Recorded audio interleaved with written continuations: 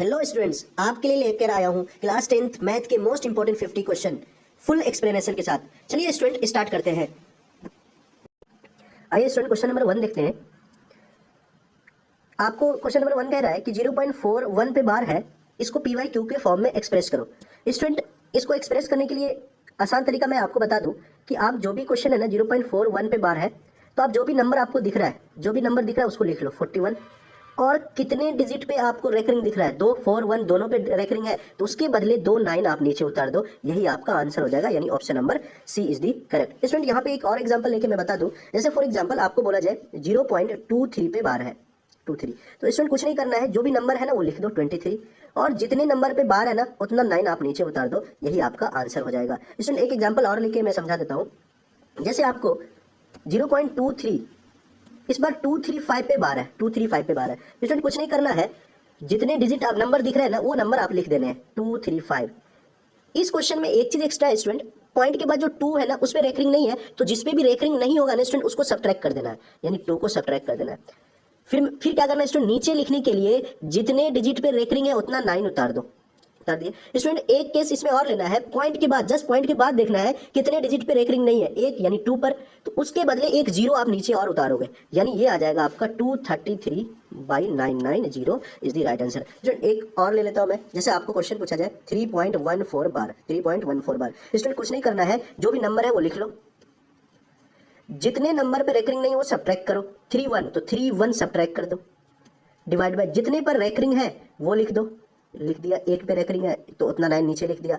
और पॉइंट के बाद देखना है कितने डिजिट पे रेकरिंग नहीं, एक डिजिट पर, तो एक 0 लिख देना है। स्टूडेंट इसका आंसर हो जाएगा आपका 283/90 इज द करेक्ट। ये चीज आपको ध्यान में रखना है। चलिए स्टूडेंट बस एक एग्जांपल और लेके मैं समझा देता हूँ। जैसे आपसे क्वेश्चन पूछा जाए 2.135 पे बार, सिर्फ 5 पे बार है। स्टूडेंट जो भी नंबर है वो नंबर लिख लो, यानी 2135। जिस पे रेकरिंग नहीं वो सब्ट्रैक्ट कर दो, यानी 213 पर रेकरिंग नहीं, यानी 213 आप सब्ट्रैक्ट कर दो, डिवाइड बाय स्टूडेंट जितने पे रेकरिंग है ना उतना 9 नीचे उतार दो। 5 पे रेकरिंग है तो 9 नीचे उतरेगा। पॉइंट के जस्ट बाद कितने डिजिट पे रेकरिंग नहीं, 2, यानी उसके बदले 2 0 उतार दो। बस स्टूडेंट इसको आप सॉल्व कर दो, तो आप सॉल्व करोगे तो ये आ जाएगा 1922/900।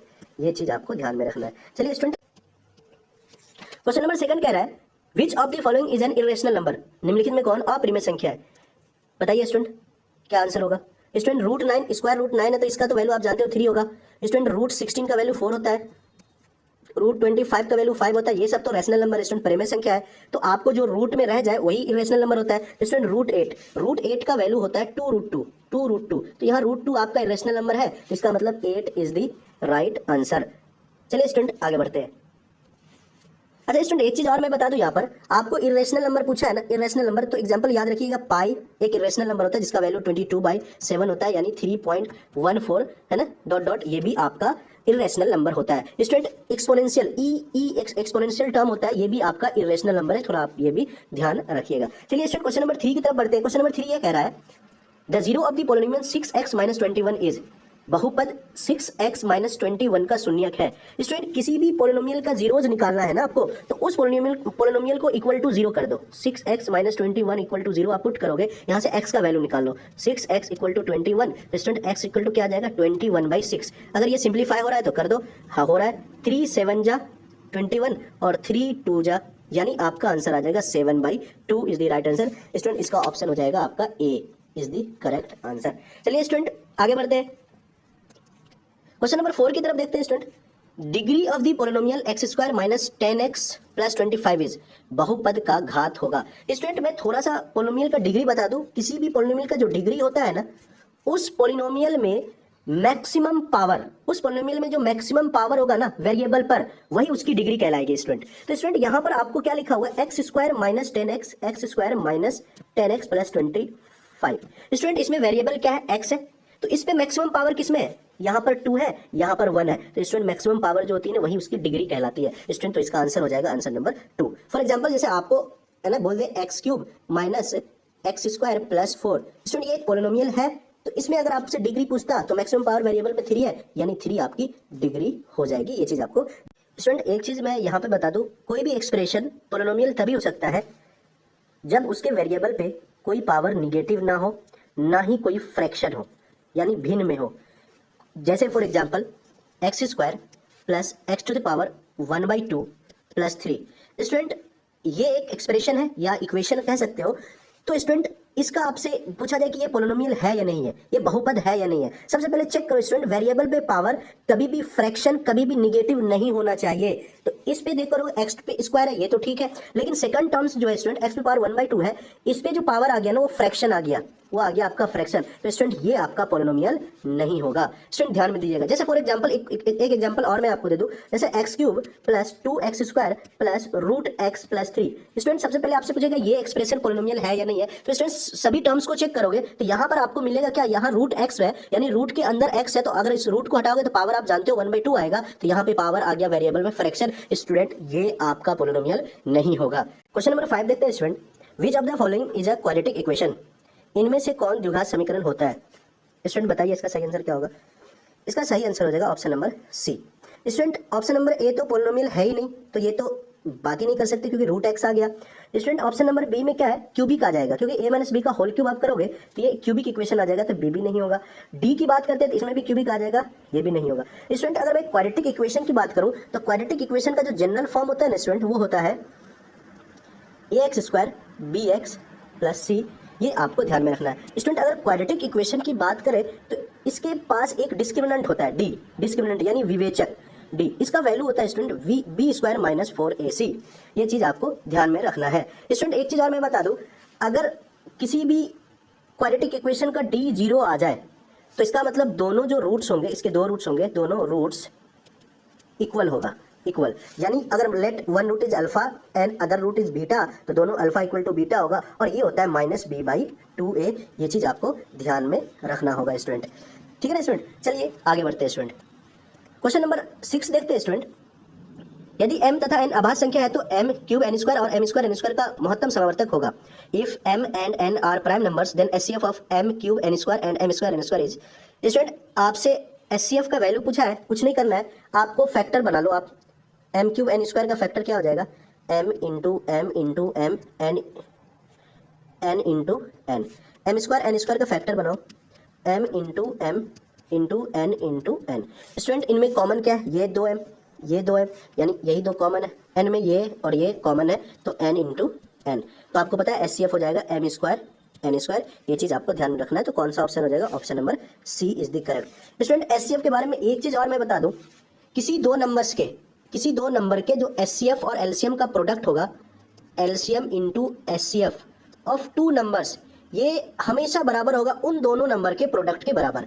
यानी किसी 2 नंबर का LCM और उसी नंबर का SCF का जो गुना होगा वो वही 2 नंबर के गुना के बराबर होगा। ये चीज आपको ध्यान में रखना है। स्टूडेंट एक चीज मैं बता दूं, किसी भी प्राइम नंबर का SCF हमेशा 1 होता है। जैसे आपसे क्वेश्चन पूछे कि 5 और 7 का SCF क्या होगा, तो ऑलवेज 1 SCF होगा, ध्यान में आपको रखना है। कभी भी 2 प्राइम नंबर 3 प्राइम नंबर का SCF हमेशा 1 होता है, ये चीज आप ध्यान में रखना है। चलिए स्टूडेंट आप आगे बढ़ते हैं। क्वेश्चन नंबर 7 को देखते हैं। क्वेश्चन नंबर 7 ये कह रहा है, if the LCM of a and 18 is 36 and the SCF of a and 18 is 2। यदि a और 18 का लॉसो 36 है तथा a और 18 का मोसो 2 है, तो a का वैल्यू बताएं। स्टूडेंट अभी जस्ट बताया था आपको फॉर्मूला कि एक 2 नंबर है, एक है a और दूसरा है 18। तो इन दो, एक का LCM दे रखा है आपका 36 और एक का SCF दे रखा है आपको 2। तो स्टूडेंट अभी बताया था इन दोनों का, तो LCM अभी बताया था LCM × SCF जो होता है ना, वो दोनों नंबर के प्रोडक्ट के बराबर होगा। तो LCM कितना था स्टूडेंट 36, SCF कितना था 2, a × 18। तो यहाँ से a का वैल्यू क्या आ जाएगा स्टूडेंट 36 × 2/18, यानी 18 × 2 = 36, यानी 4 आपका राइट आंसर हो जाएगा। स्टूडेंट 4 कौन सा ऑप्शन में, option number B is correct answer. ठीक है स्टूडेंट आगे बढ़ते हैं। क्वेश्चन नंबर 8 देखते हैं स्टूडेंट, 2 अभिरिमेय संख्या 2 + √3 तथा 2 - √3 का गुणनफल है 1। The product of 2 irrational number 2 + √3 and 2 - √3 is. Student in दोनों का प्रोडक्ट करो, 2 + और 2 - √3, तो ये आ जाएगा a + b × a - b के फॉर्मूले पे आ जाएगा 2 का स्क्वायर माइनस रूट 3 का होल स्क्वायर, तो आपका आ जाएगा 4 माइनस 3 यानी 1। और आपको पता है 1 एक रैशनल नंबर है स्टूडेंट, ये चीज़ आपको ध्यान में रखना है स्टूडेंट। अगर यहाँ पे रैशनल नंबर है तो जो भी रैशनल नंबर है उसको आप PYQ के फॉर्म में है ना बता सकते हो, ये चीज़ आपको ध्यान में रखना है। चलिए स्टूडेंट आगे बढ़ते हैं, क्वेश्चन नंबर 9 देखते हैं। द्विघात बहुपद x square plus x minus 20 के शून्यक है। The zeros of the polynomial x square plus x minus 20 are. बताइए इसका सही आंसर क्या होगा स्टूडेंट? इसका सही आंसर हो जाएगा ऑप्शन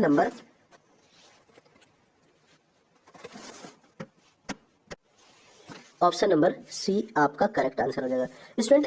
किसी भी क्वाड्रेटिक इक्वेशन का आपको जीरोज निकालना है यानी रूट्स निकालना है, तो इसको इक्वल 0 कर दो, ठीक है ना। और आप बेहद आसान तरीका है फैक्टर मेथड, आप फैक्टर मेथड लगा सकते हो, मिडिल टर्म स्प्लिट कर दो, तोड़ दो, तो ये हो जाएगा x square plus 5x minus 4x minus 20 equal to 0। तो कॉमन ले लोगे इन दोनों में, तो x प्लस 5, यहाँ पे माइनस 4 कॉमन है तो x प्लस 5, टोटल में कॉमन आ रहा है x माइनस 5 और x प्लस 4 इक्वल टू 0। यहाँ से x का वैल्यू स्टूडेंट आ जाएगा आपका x प्लस 5 और x माइनस 4 होगा यहाँ पे, तो x प्लस 5 इक्वल टू 0 हो जाएगा, तो x आपका माइनस 5 होगा और x प्लस 4 इक्वल टू 0, तो x का वैल्यू माइनस 4 हो जाएगा स्टूडेंट। ये आपका आंसर हो जाएगा माइनस 5 और प्लस 4, तो ऑप्शन नंबर सी आपका करेक्ट हो जाएगा स्टूडेंट।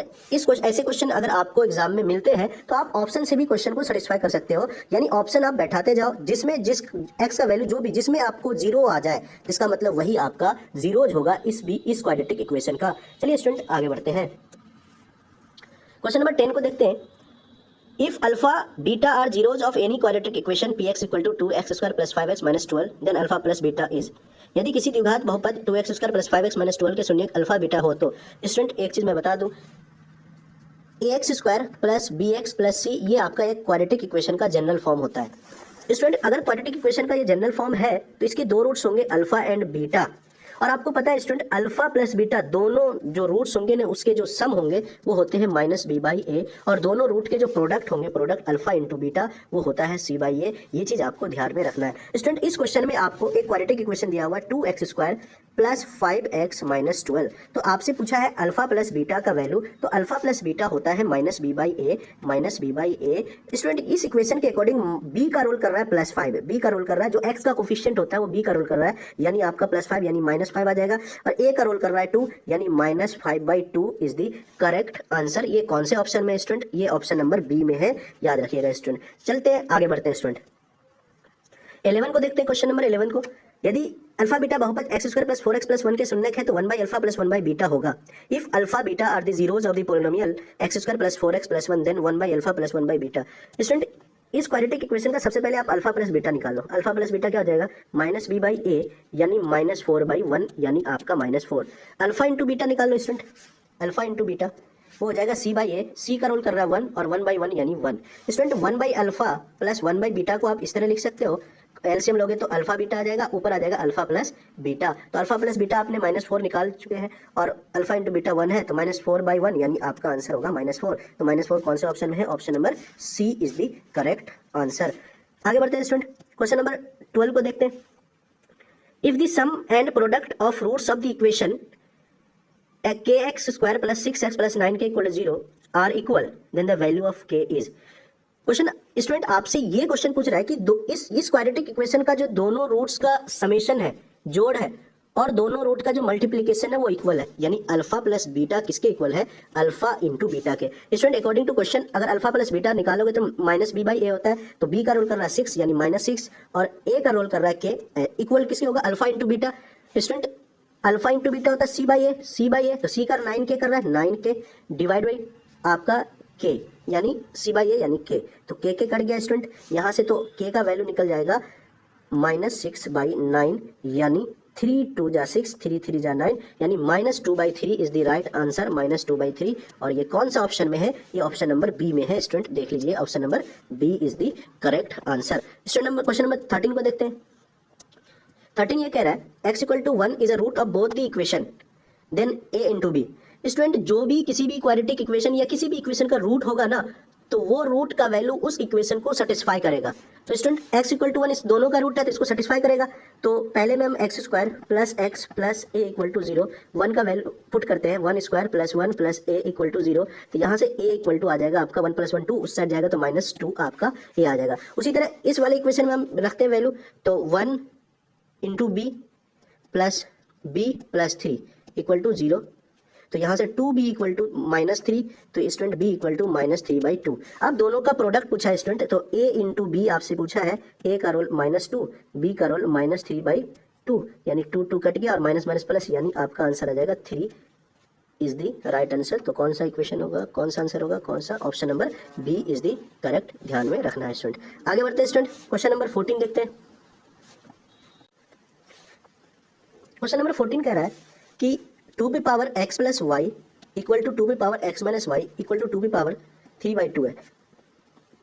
स्टूडेंट एक चीज आपको पता होना चाहिए, अगर बेस सेम होता है तो पावर कंपेयर होता है। तो ये दोनों सेम है तो इसका मतलब दोनों का पावर आप कंपेयर कर सकते हो, x plus y equal to 3/2, और ये भी दोनों का बेस सेम है तो पावर कंपेयर यानी x minus y equal to भी 3/2 होगा। स्टूडेंट अगर दोनों को सॉल्व करोगे तो ये ऐड करोगे तो ये y कट जाएगा, यानी 2x इक्वल टू आपका आ जाएगा स्टूडेंट 6/2 यानी 3, तो x इक्वल टू आपका आ जाएगा 3/2। स्टूडेंट x इक्वल टू 3/2 आ जाएगा, किसी भी ये इन दोनों में किसी भी इक्वेशन में x का वैल्यू रखोगे तो y आपका 0 आ जाएगा, यानी इसका सही आंसर हो जाएगा ऑप्शन नंबर सी 0। चलिए स्टूडेंट आगे बढ़ते हैं, 15 देखते हैं student. cos theta into cosec theta क्या होगा student?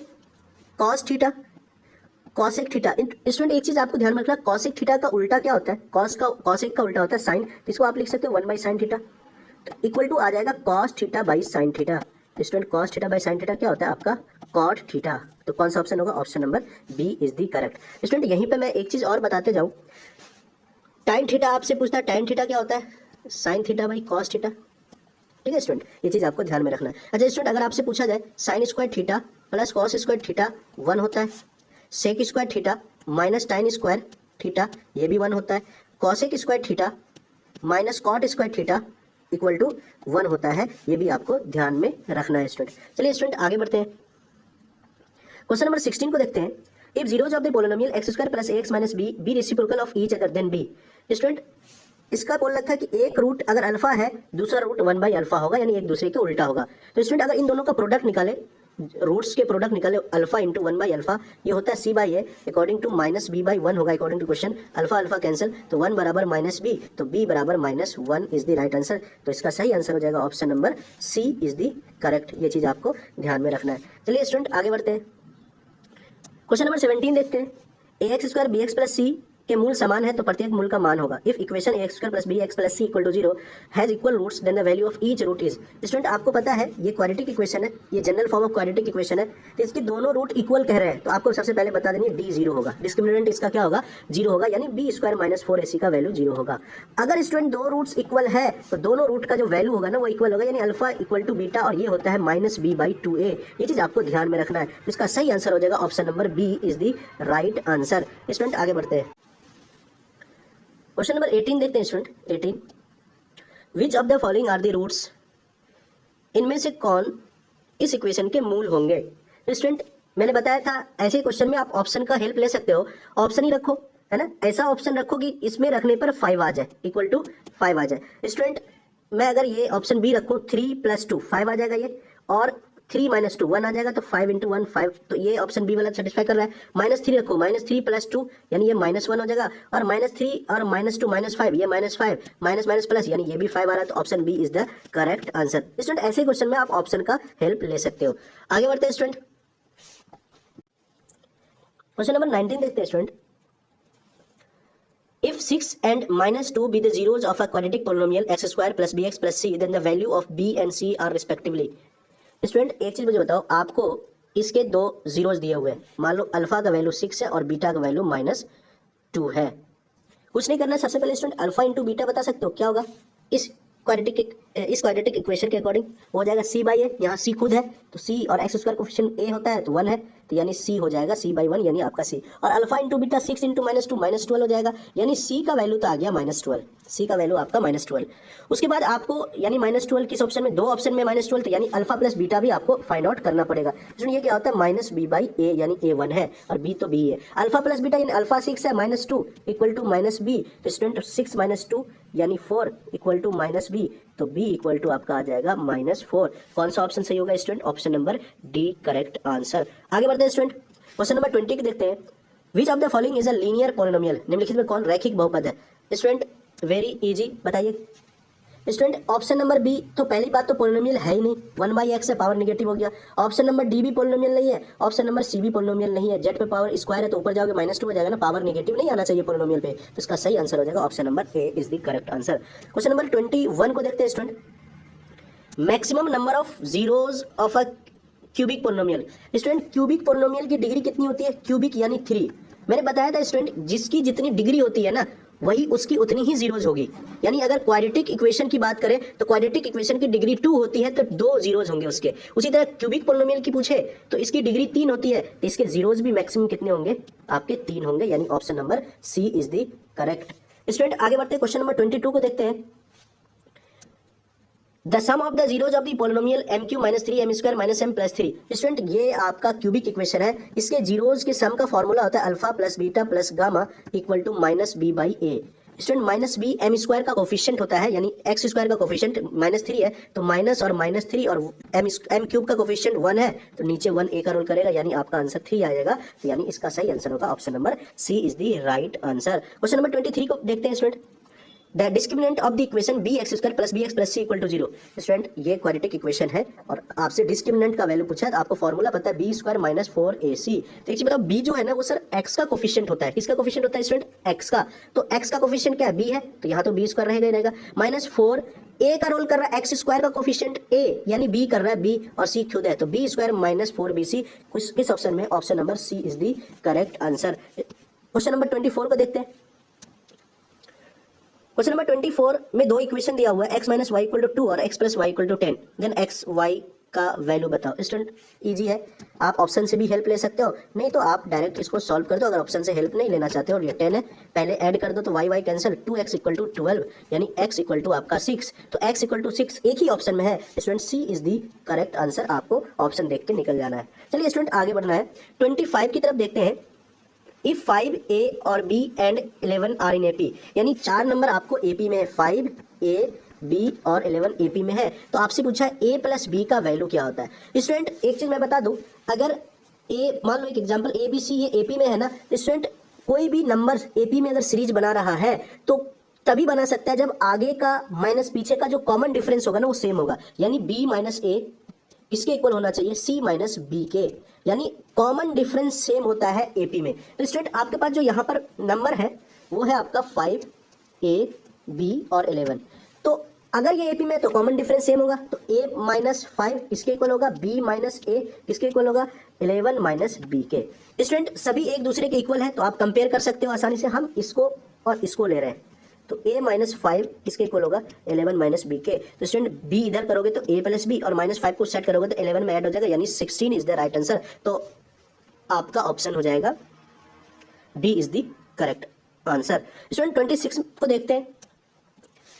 The common difference of the AP, आपको AP दिया हुआ है, कॉमन डिफरेंस पूछा है तो स्टूडेंट कोई दो टर्म ले लो, आगे माइनस पीछे करो, कॉमन डिफरेंस निकल जाएगा। मैं मान लो ये दोनों ले लेता हूँ, 1 - p/p - 1/p।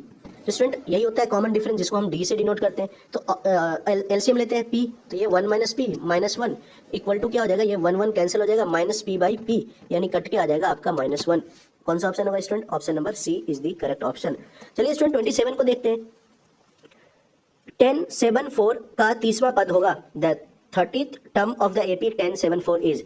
स्टूडेंट आपको पता है nth term of AP, nth term of AP क्या होता है? Tn = a + n - 1 × d, ये होता है आपका AP का nth टर्म का फॉर्मूला। स्टूडेंट आपको T30 पूछा, यानी 30वां टर्म पूछा, T30 = a क्या होता है? First term of the AP। ये आपका AP है, इसका जो फर्स्ट टर्म होगा 10 होगा, ये आपका a है। और common difference d is the common difference. तो कॉमन डिफरेंस कैसे निकाल? तो आगे का नंबर माइनस पीछे का नंबर 7 - 4 यानी आप 7 - 10 यानी आपका -3। तो इस फॉर्मूले में रख देते हैं 10 + 30 - 1, n की जगह 30 रखोगे इंटू -3। तो स्टूडेंट इसको सॉल्व करोगे तो आपका आ जाएगा 10 - 29 × 3 यानी 10 - 87 यानी -77 इज द करेक्ट, यानी ऑप्शन नंबर सी आपका करेक्ट आंसर होगा। स्टूडेंट एक चीज मैं यहाँ पर और भी बता दूं कि AP का जो जनरल टर्म होता है ना वो a होता है, दूसरा a + d, तीसरा a + 2d, a + 3d, a + 4d। इसी तरह स्टूडेंट आगे बढ़ते जाता है। तो स्टूडेंट ये क्या है? ये फर्स्ट टर्म है, ये सेकंड टर्म है, ये थर्ड टर्म है। एक चीज ध्यान देखिएगा स्टूडेंट, और ये आपका फोर्थ टर्म है। अगर आपको बोला जा रहा है ना फोर्थ टर्म लिखने, है ना, फोर्थ टर्म। तो आप देख रहे हो ना a+3d, यानी फोर्थ बोले तो यहाँ पर एक कम कर दो बस। जैसे आपको बोला 10 टर्म निकालो, T10 बताओ क्या होगा, कुछ नहीं करना स्टूडेंट, फर्स्ट टर्म तो 10 से एक कम 9d, यानी a+9d 10वां पद होगा, T10 होगा। उसी तरह इस क्वेश्चन में T30 पूछा था ना, डायरेक्ट स्टूडेंट आप कर सकते थे a+29 इंटू d आप लिख सकते थे। ये चीज आपको ध्यान में रखना है, आपको ऑब्जेक्टिव में बहुत ही हेल्प करेगा। आगे बढ़ते हैं स्टूडेंट 28 को देखते हैं। Which term of AP is 5 8 is 387, यानी इस बार आपको Tn का वैल्यू दे रखा है 383। आपको क्या करना है स्टूडेंट, n का वैल्यू पूछा है, इनमें कितनी टर्म्स होंगे ये पूछा है स्टूडेंट। तो फर्स्ट टर्म क्या है, AP का 5 है, तो कॉमन डिफरेंस क्या है, 8 - 5 कितना हो जाएगा 3, यानी Tn बराबर फॉर्मूला अभी जस्ट बताया था स्टूडेंट, a+n - 1 इंटू d, यानी 383। a का टर्म कितना है 5, n - 1 निकालना है, d का वैल्यू स्टूडेंट 3 है, तो 5 स्टार्ट करोगे तो ये आ जाएगा 378 इक्वल टू 3n - 3। स्टूडेंट इस साइड 3 को करोगे 381 इक्वल टू 3n, यहाँ से n इक्वल टू आ जाएगा स्टूडेंट 381/3, यानी आपका आ जाएगा student 12 and 7 127 is the correct answer student. ये चीज आपको ध्यान में रखना है। चलते हैं स्टूडेंट क्वेश्चन नंबर 29 देखते हैं student. Which of the following is equal to √3/2, √3/2 किसका वैल्यू होगा स्टूडेंट। एक चीज मैं बता देता हूँ, अगर ऑब्जेक्टिव में आपको नंबर लेना है तो 6 ट्रिग्नोमेट्री रेशियो है ना, उसको 0 डिग्री से लेकर 90 डिग्री तक के वैल्यू आपको याद होने चाहिए स्टूडेंट, ठीक है ना। यहाँ पर मैं इसका आंसर दे दूं, ये स्टूडेंट साइन 60 डिग्री का आंसर होगा। साइन 30 डिग्री का पूछ रहा है 1/2 होता है, कॉस 60 का भी 1/2 होता है, टाइन 30 का स्टूडेंट 1/√3 होता है। ये चीज याद रखिएगा स्टूडेंट, ठीक है ना स्टूडेंट। चलते हैं आगे बढ़ते हैं, क्वेश्चन नंबर 30 को देखते हैं।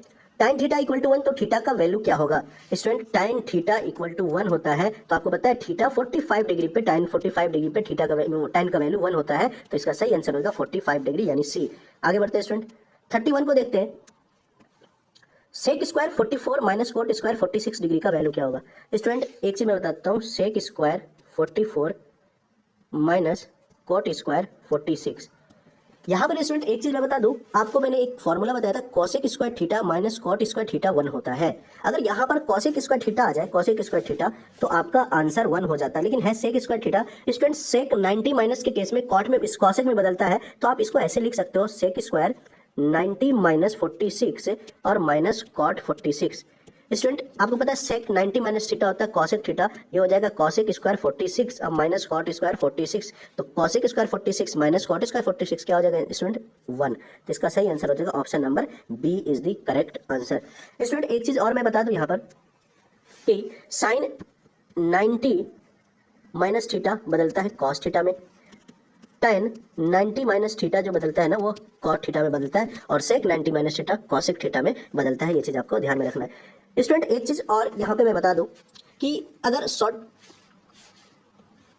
चलिए स्टूडेंट आगे बढ़ते हैं, क्वेश्चन नंबर 32 को देखते हैं।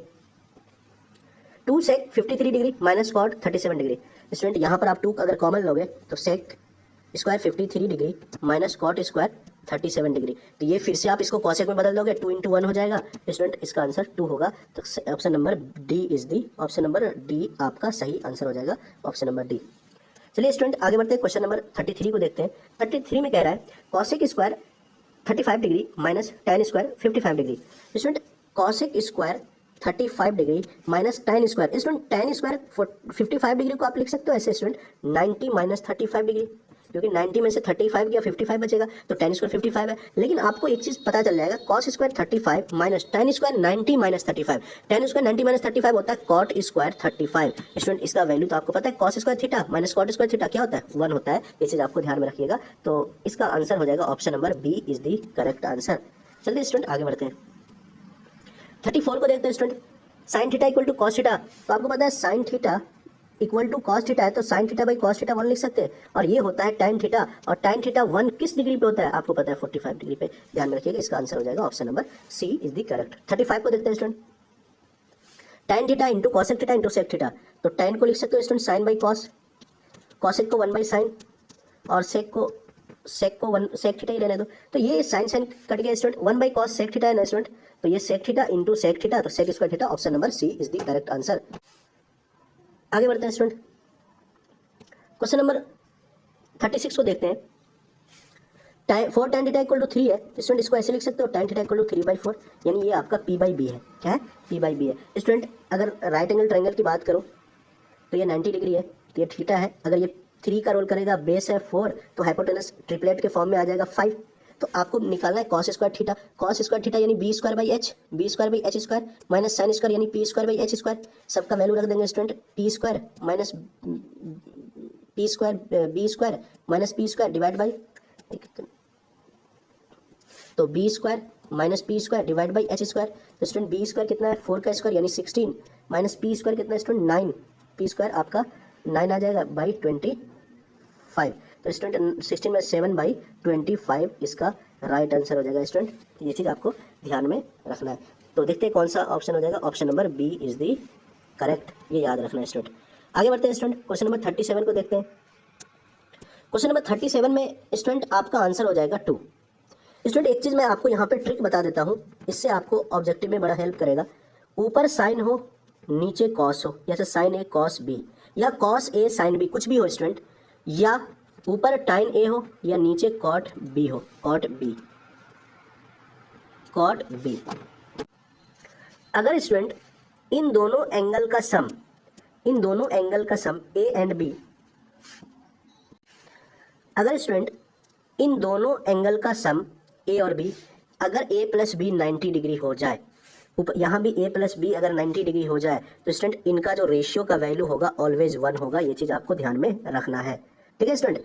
तो चलते हैं क्वेश्चन की तरफ बढ़ते हैं स्टूडेंट।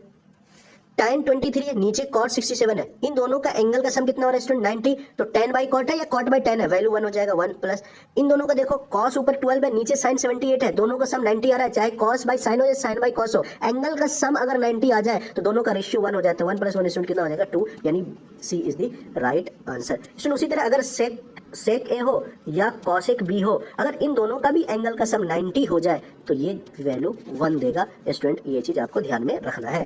38 को देखते हैं स्टूडेंट।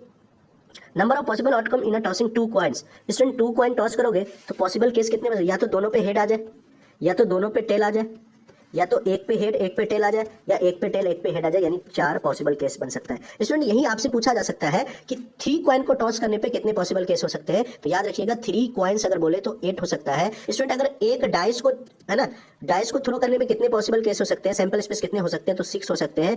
2 डाइस के बारे में बोले, 2 डाइस को अगर आपको फेंका जाए तो टोटल पॉसिबल केस कितने हो सकते हैं, 36 हो सकते हैं स्टूडेंट। 3 डाइस को अगर फेंका जाए, 3 डाइस को अगर फेंका जाए तो टोटल जो नंबर ऑफ सैंपल स्पेस या पॉसिबल आउटकम हो जाएगा वो 216 हो जाएगा स्टूडेंट। ये चीज आपको ध्यान में रखना है। चलिए स्टूडेंट आगे बढ़ते हैं, क्वेश्चन नंबर 39 की तरफ बढ़ते हैं।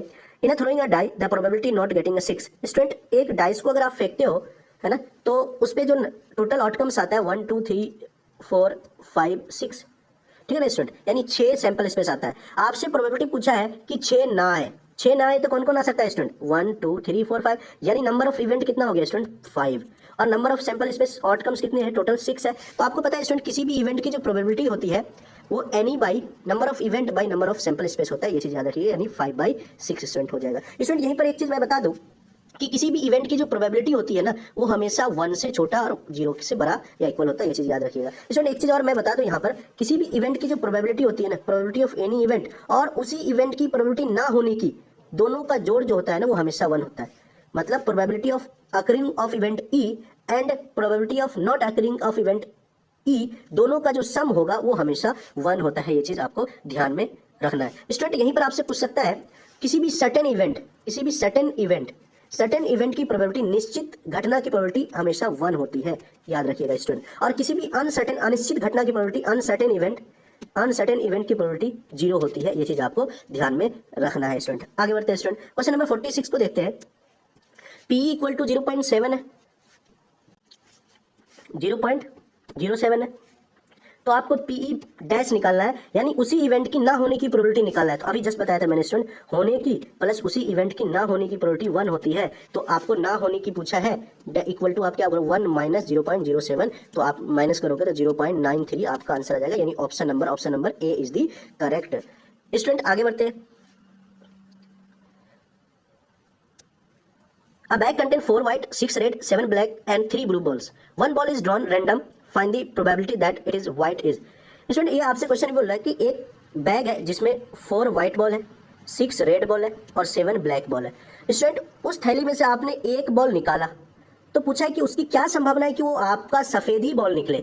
तो स्टूडेंट आपको पहले टोटल आउटकम्स क्या आ सकते हैं जो आपको दिया हुआ है, तो टोटल सैंपल स्पेस यानी टोटल बॉल्स कितने हैं थैले में, आपको टोटल बॉल कितने स्टूडेंट 4 यानी 17, ठीक है ना स्टूडेंट, और 3 ब्लू बॉल भी है, तो टोटल आपका 20 हो गया सैंपल स्पेस। टोटल कितने हो गए स्टूडेंट 20। उसके बाद आपको एक बॉल क्या निकालना है, व्हाइट, तो आपके सैंपल स्पेस में व्हाइट कितने हैं स्टूडेंट 4, तो एनी इक्वल टू आपका हो गया 4। तो किसी भी इवेंट की प्रोबेबिलिटी क्या होती है स्टूडेंट, एनी बाई एनएस, तो हो गया 4/20 यानी कट जाएगा तो काट दो, 1/5 इज द करेक्ट, यानी option number D is the correct option. Question number 42 की तरफ बढ़ते हैं student. Sine theta equal to A by B, यानी ए बाई बी यानी पी बाई एच का वैल्यू दिया हुआ है, पी बाई एच का स्टूडेंट, तो पी बाई एच यानी पी का वैल्यू ए और एच का वैल्यू बी, तो यहाँ से आप निकाल सकते हो बी का value B root under H square minus P square, यानी B square minus A square root under, ये आ गया। अब आपको कॉस थीटा निकालना होता है B by H, B by H. Student B का रोल क्या कर रहा है, ये root under B square minus A square, और एच का रोल कर रहा है आपका बी यानी root under B square minus A square by B, यानी option number B is the correct. Student question number 43 की तरफ देखते हैं। ABC राइट एंगल है ना, और एंगल सी 90 डिग्री दिया हुआ है, then the value of cos A plus B equal to. Student एक ट्रायंगल में तीनों एंगल का सम कितना होता है 180 डिग्री, सी आपको 90 दिया हुआ है, सी 90, तो A प्लस बी का वैल्यू कितना हो जाएगा 180 माइनस 90, यानी A प्लस बी का वैल्यू भी आपका आ जाएगा 90। तो cos A प्लस बी यानी cos 90, और स्टूडेंट cos 90 आपका 0 होता है, तो इसका सही आंसर हो जाएगा ऑप्शन नंबर ए, ध्यान में रखना है। चलिए स्टूडेंट आगे बढ़ते हैं। cosec theta minus cot theta का होल स्क्वायर का वैल्यू आपको बताना है, इसका सही आंसर हो जाएगा ऑप्शन नंबर बी, ये ध्यान में रखना है स्टूडेंट। क्वेश्चन नंबर 45 की तरफ बढ़ते हैं स्टूडेंट। क्वेश्चन नंबर 45 ये कह रहा है कि इनका वैल्यू क्या होगा। स्टूडेंट मैंने बताया था ना आपको 6 ट्रिग्नोमेट्री रेशियो में से 0 डिग्री से लेकर 90 डिग्री तक का वैल्यू पता होना चाहिए। तो स्टूडेंट cos 60 क्या होता है 1/2, cos 30 होता है √3/2, माइनस sin 60 होता है √3/2, और sin 30 होता है 1/2। तो स्टूडेंट ये करोगे तो √3/4 माइनस √3/4 कट के कितना आ जाएगा स्टूडेंट 0, तो इसका सही आंसर हो जाएगा ऑप्शन नंबर ए आपका 0। आगे बढ़ते हैं स्टूडेंट 46 की तरफ। एक मीनार से 100 मीटर दूर एक स्थित बिंदु पर मीनार का उन्नयन कोण 60 डिग्री है, तो मीनार की ऊंचाई क्या होगी। The angle of elevation of a tower at a point 100 meter away from the tower is. Student ये बोल रहा है कि एक टावर है, मान लो ये ए बी एक टावर है, ठीक है ना, टावर से 100 मीटर डिस्टेंस पर आप टावर के टॉप को देख रहे हो, तो ये एंगल कितना बन रहा है, ये 60 डिग्री बन रहा है। तो स्टूडेंट हाइट ऑफ टावर निकालना है, यानी ये निकालना ए बी का वैल्यू, इसको मैं एक्स लेट कर लेता हूँ, यानी हाइट ऑफ टावर ये आपको निकालना है। तो स्टूडेंट इसमें tan 60 लगा दो, tan 60 डिग्री का वैल्यू क्या होता है परपेंडिकुलर यानी x, और बेस कितना है 100, और tan 60 कितना होता है student √3 equal to x by 100, यानी x equal to 100 √3 is the right. इसका सही आंसर हो जाएगा option number A is the correct. Question number आगे बढ़ते हैं स्टूडेंट। क्वेश्चन नंबर 47 को देखते हैं। अल्फा बीटा 45 डिग्री है, तो sine alpha beta equal to 45 degree है, then value of sine alpha plus beta. Student alpha beta 45 है, दोनों का ऐड करो साइन 90 आ जाएगा, और आपको पता है साइन 90 का वैल्यू कितना होता है 1 होता है, इसलिए इसका आंसर हो जाएगा बी। क्वेश्चन नंबर 48 को देखते हैं स्टूडेंट। √2 इक्वल टू 2 साइन है, तो साइन ए इक्वल टू क्या हो जाएगा स्टूडेंट √2/2। आपको ए का एंगल पूछा है, इसको रेशनलाइज कर दो √2 से स्टूडेंट, तो साइन ए इक्वल टू आ जाएगा आपका 2/2 √2, तो 2 कट गया स्टूडेंट 1/√2, और आपको पता है साइन के किस वैल्यू पे 1/√2 आता है, ए इक्वल टू 45 डिग्री पर, तो इसका सही आंसर हो जाएगा ऑप्शन नंबर सी 45 डिग्री। आगे बढ़ते हैं स्टूडेंट। क्वेश्चन नंबर 49 को देखते हैं। ऊपर tan नीचे कॉट और दोनों एंगल का सम 90 डिग्री, तो डायरेक्ट वैल्यू आप क्या लिख दोगे स्टूडेंट 1, ये चीज आपको याद रखना है, ठीक है। आगे बढ़ते हैं स्टूडेंट। क्वेश्चन नंबर 50 को देखते हैं student. The circumference of a circle of diameter 42 centimetre. Student किसी भी सर्कल मान लो ये रेडियस है, सर्कमफेरेंस का फॉर्मूला होता है 2πr, और डायमीटर 42 डिग्री सेंटीमीटर है, तो रेडियस उसका हाफ हो जाएगा, तो आपका सर्कमफेरेंस होगा 2 × 22/7 पाई का वैल्यू, और r 21, ये आ जाएगा 73, यानी 6 × 22 आप मल्टीप्लाई करोगे, इसका आंसर हो जाएगा 132 centimetre is the right answer student, ठीक है ना स्टूडेंट।